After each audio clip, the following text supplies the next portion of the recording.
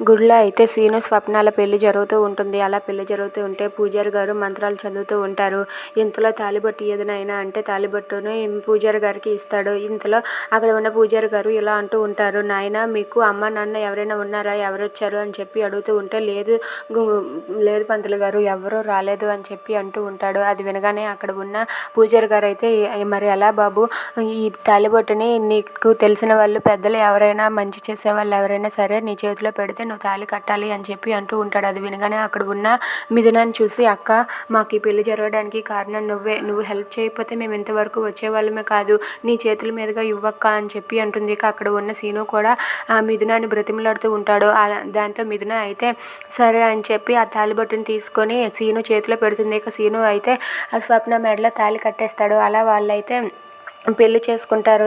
వాళ్ళైతే పెళ్లి చేసుకున్నాక అక్కడికైతే దేవ అయితే రౌడీలు తీసుకుని వస్తాడు. రౌడీలు తీసుకుని వచ్చి ఇక్కడ స్వప్న సీనుల పెళ్లి జరుగుతుంది, అది ఎక్కడ జరుగుతుంది చెప్పు అని చెప్పి అంటూ ఉంటే ఇంతలో అక్కడ ఉన్న అతనైతే ఇంతకీ మీరెవరు, గుడికి వచ్చి రౌడీయిజం చేస్తున్నారేంటి అని చెప్పి అడుగుతూ ఉంటాడు. దాంతో అక్కడ ఉన్న దేవ అయితే నేను రౌడీయిజం చేయాలి అంటే నీ కాళ్ళు చేతులు విరగొట్టి ఇప్పుడే పెట్టాలి, నేను అడిగిన దానికి నువ్వు సమాధానం చెప్పు అని చెప్పి గట్టిగా అరుస్తూ ఉంటాడు. దాంతో అక్కడ ఉన్న వాళ్ళైతే చెప్తూ ఉంటారు. ఇంతలో మిథున అయితే పెళ్లి చేసి చాలా సంతోషిస్తూ ఉంటుంది. ఇంతలో అక్కడికి దేవ వచ్చి వాళ్ళిద్దరిని చూసి వాడిని అయితే చితక్ కొడుతూ ఉంటాడు. ఏంట్రా అమ్మాయి మెడలో తాళి కట్టేసావా అని చెప్పి వాడిని కొడుతూ ఉంటాడు. అలా కొడుతూ ఉండడం చూసి అక్కడ ఉన్న మిథున వాళ్ళ అమ్మ వాళ్ళైతే ఒక్కసారిగా షాక్ అయ్యి అలా ఉండిపోతారు. ఏంటి ఎవరో అబ్బాయి ఈ పెళ్లి కొడుకుని కొడుతున్నాడు ఏంటి, అసలు ఏం జరిగింది అని చెప్పి వాళ్ళు అనుకుంటూ ఉంటారు. ఇక దేవ అయితే ఆ అమ్మాయితో ఇలా అంటూ ఉంటాడు, నువ్వు ఇప్పుడు మర్యాదగా ఆ తాళిబొట్టుని మెడలో నుండి తీసేసి నాతో రా అని చెప్పి అంటాడు. అది వినగానే అక్కడ ఉన్న